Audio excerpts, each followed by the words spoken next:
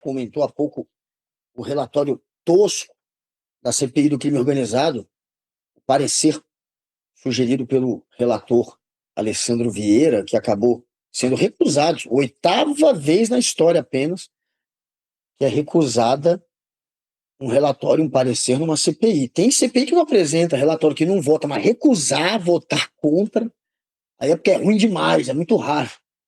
Só aconteceu 8 vezes com essa agora, o relatório do Alessandro Vieira.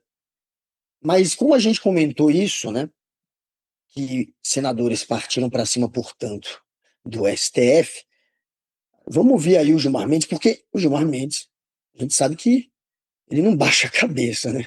Quando vão para cima dele, ele costuma peitar. Então, Gilmar Mendes se defendeu, defendeu o STF. Ele está incomodado com esse ataque de parte do Senado.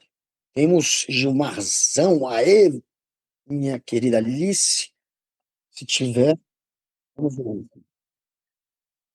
É uma montagem que fizeram na internet, a Alice está dizendo. E aí cortaram a fala do Gilmar Mendes, aí ele respondeu sobre a montagem nesse caso aí, vamos ver. Não, a montagem, eu não entendi. É, é, Vamos é, ouvir, é, é uma edição que ele fez, é isso? vamos ouvir.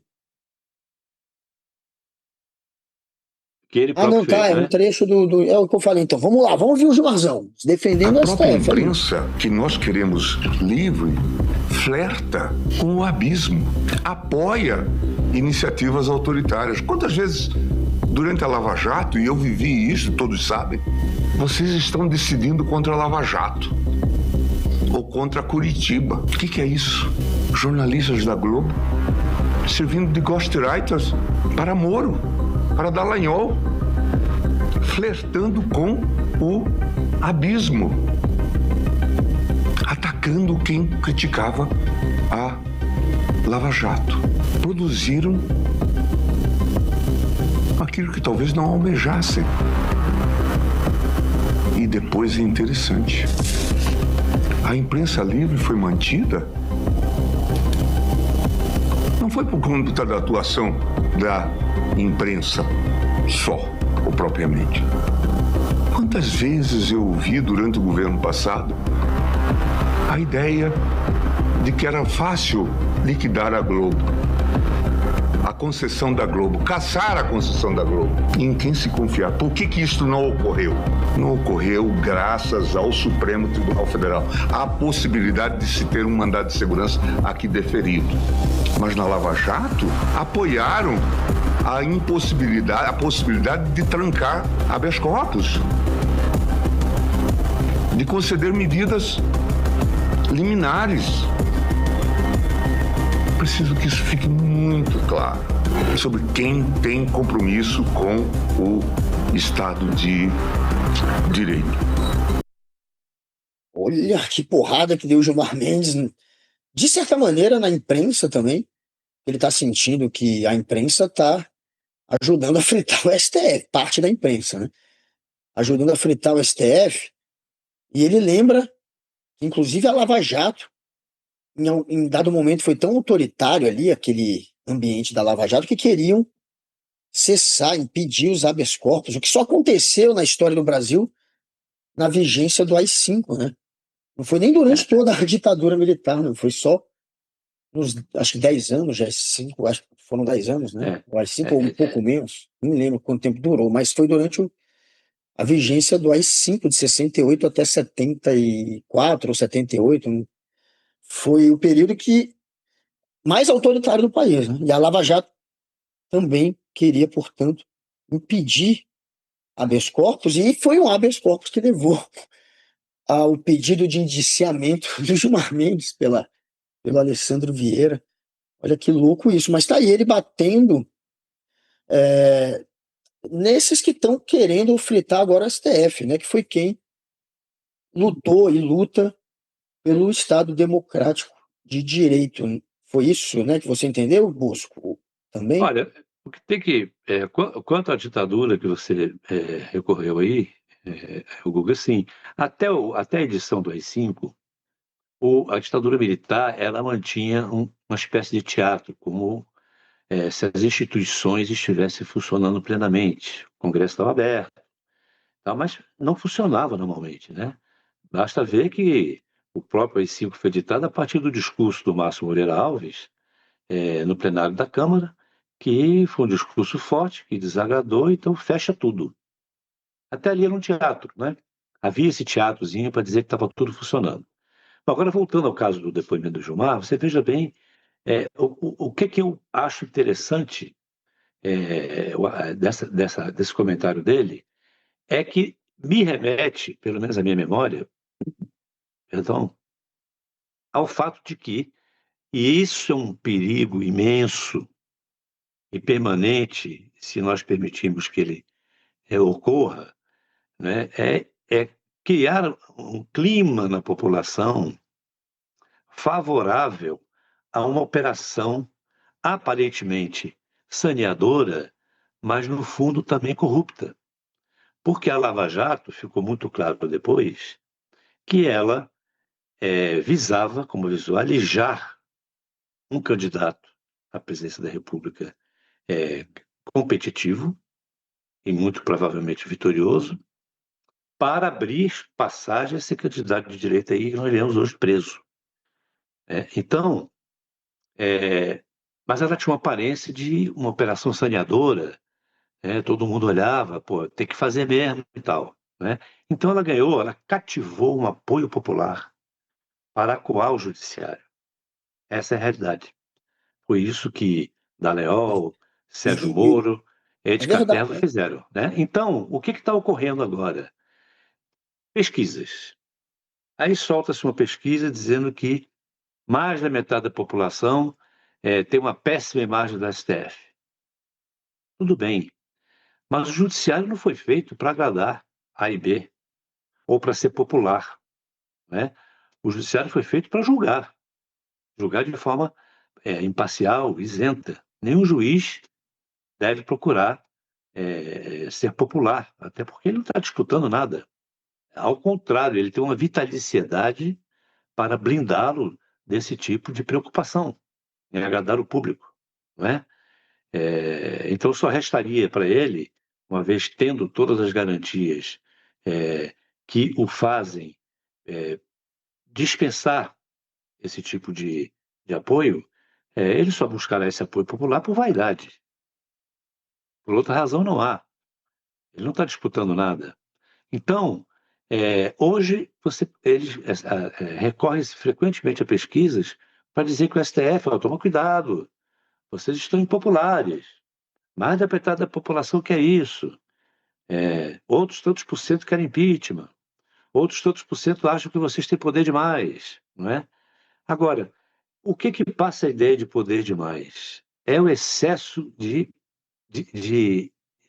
desafios, o excesso de provocação feito ao de STF. judicialização, né, que eles chamam, dos Não temas da não, política, né? não, eu me refiro às provocações mesmo. O sujeito descumprir uma ordem do judiciário, ou fazer uma coisa que ele sabe que está. Caso do Alessandro, do Alessandro Vieira, ele sabe que aquilo está errado. Ele sabe. Ele sabe. E jogou com isso a biografia dele para aqueles que o respeitavam no lixo.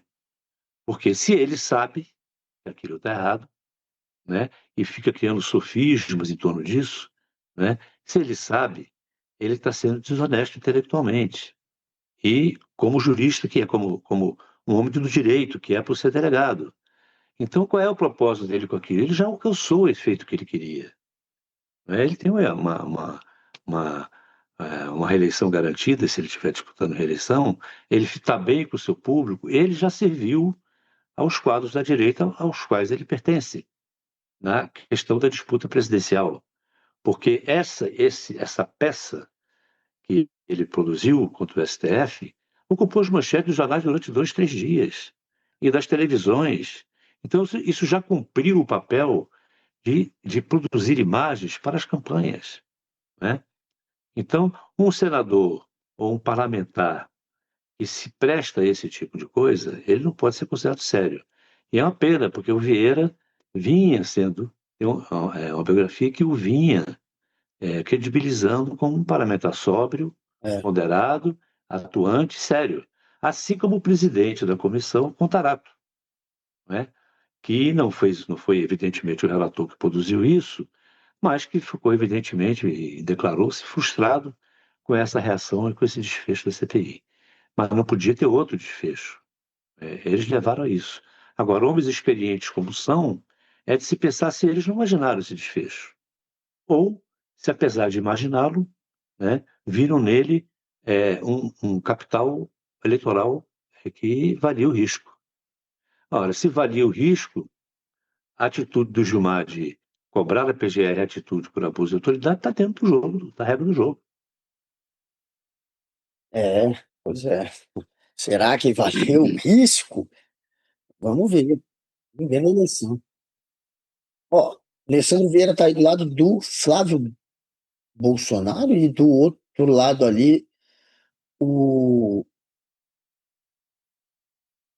Olha que trio, hein? Que trinca. A Alessandra aí no meio, Flávio e na ponta aquele. O que Doval, virou um personagem Durval, né?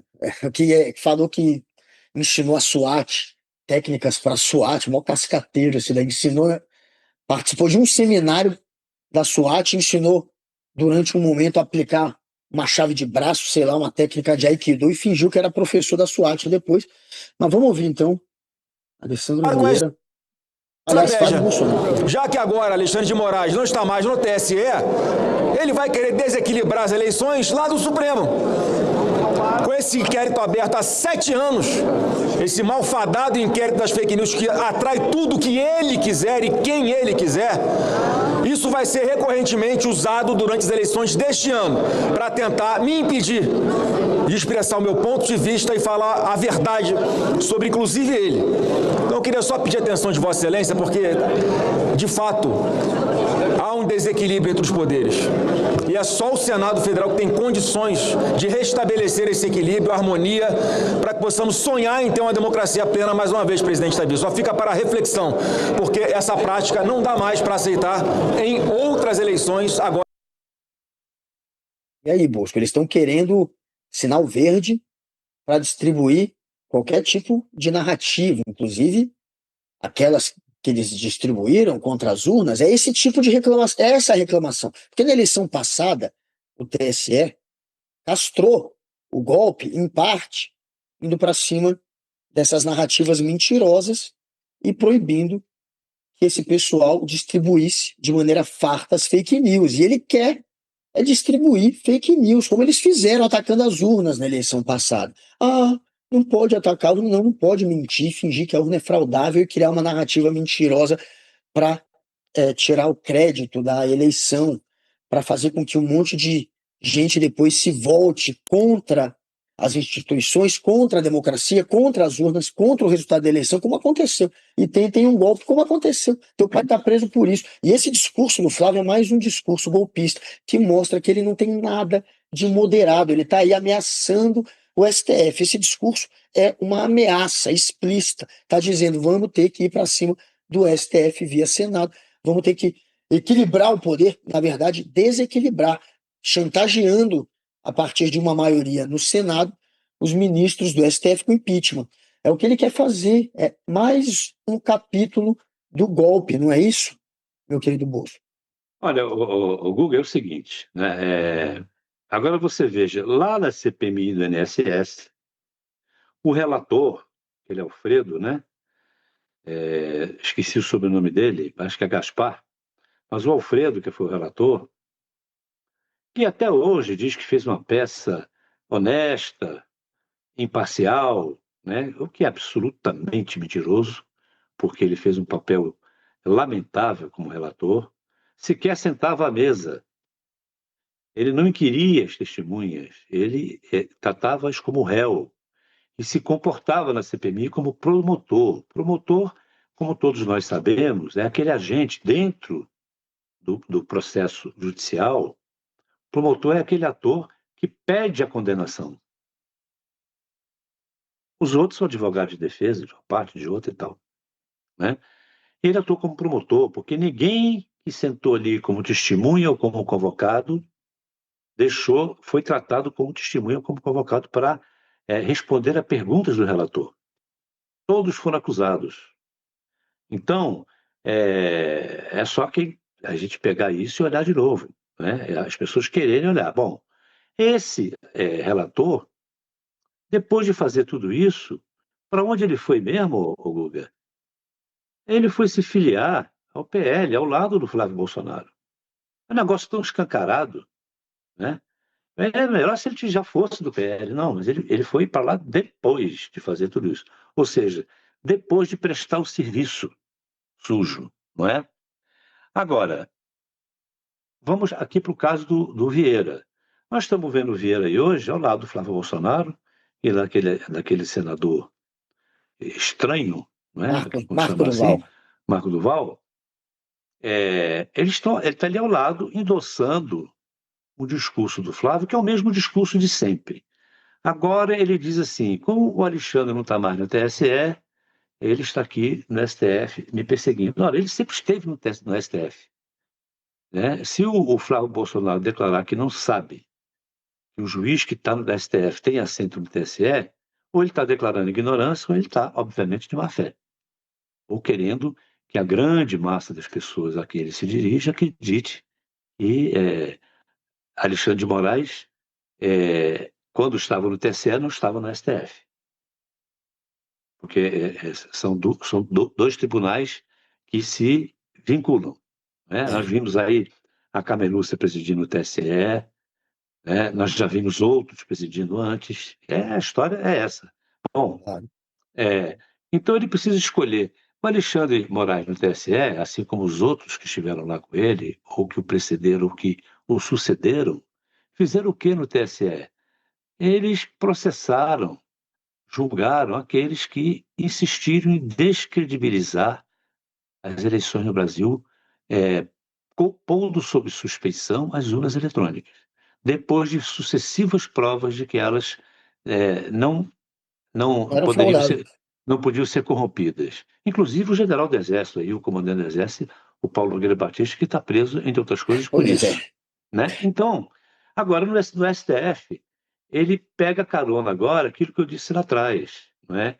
Ele ganhou disposição, ânimo para retomar a narrativa do golpe e agora, a partir do ataque que está sendo feito ao STF, que não é mais só do bolsonarismo, é de parte do mercado financeiro também. E, portanto, essa parte do mercado financeiro, ou todos aqueles que flertam com isso, né, nesse momento são cúmplices disso. E é muito provável que mais na frente, depois das investigações da Polícia Federal mostrarem claramente quem é que estava envolvido com o Master, de verdade, que eles venham a fingir um arrependimento, como o fizeram na Lava Jato. Né? Como já o fizeram em outras ocasiões. Né? Então, não podia ser mais claro isso. Né?